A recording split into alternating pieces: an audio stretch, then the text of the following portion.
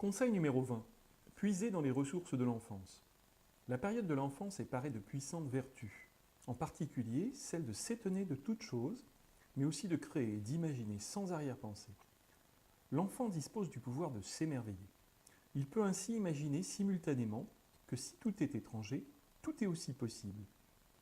Sa capacité d'explication est infinie, surprenante, souvent empreinte de poésie. L'enfant donne parfois au monde des couleurs naïves et surréalistes.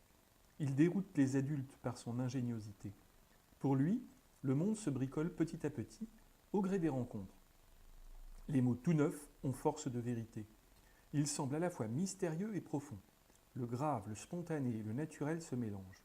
La posture de fragilité, de dépendance aux autres, autorise l'enfant à être instruit, à se nourrir de l'autre. Cela ressemble à cette posture d'écoute sans jugement que les formateurs, thérapeutes ou coachs professionnels mettent tant de temps à acquérir. En grandissant, l'enfant se pose des questions existentielles.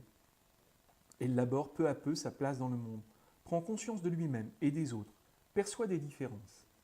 Si Piaget, dès 1923, éclaire le développement cognitif de l'enfant et la construction progressive de la raison, il ne montre pas explicitement comment la spontanéité affective est progressivement diminuée.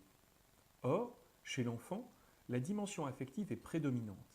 Les ancrages et la résilience s'installent, générant des ressources utiles pour plus tard gérer tensions, conflits, voire traumatismes.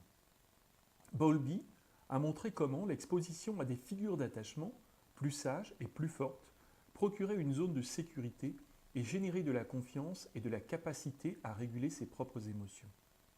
L'enfant dispose encore d'une forme ludique d'interaction avec son environnement. Il se faufile, il se glisse, il se tient près du sol. Il avance à l'instinct.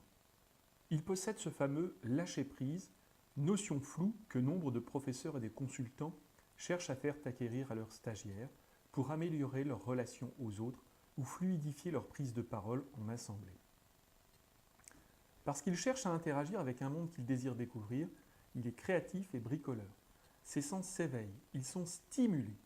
Ce potentiel de l'enfance a été décelé par Eric Berne, psychiatre canadien, dans sa théorie de la communication, mais aussi par des spécialistes de la créativité, comme Cameron, qui l'érige en méthode, et par beaucoup d'écrivains qui s'en inspirent et se plongent dans leurs souvenirs en quête de vérité biographique, comme Amélie Nothomb.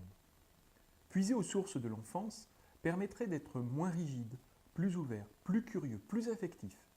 Réussir à prendre une telle orientation peut passer par divers procédés, tels qu'écrire sur son enfance, faire un pèlerinage sur d'anciens lieux de vacances ou de découverte, échanger avec les autres sur les moments forts de l'enfance, s'investir dans une activité plastique, créative, dire oui aux sollicitations, accepter les émotions comme elles viennent, laisser ses pensées vagabonder, savourer chaque instant sans calcul, être présent pour les autres ici et maintenant. Bien sûr, se régénérer et laisser de la place à la nouveauté nécessite de se dessaisir d'un certain nombre de certitudes, de desserrer l'étreinte des croyances, d'apprendre à désapprendre.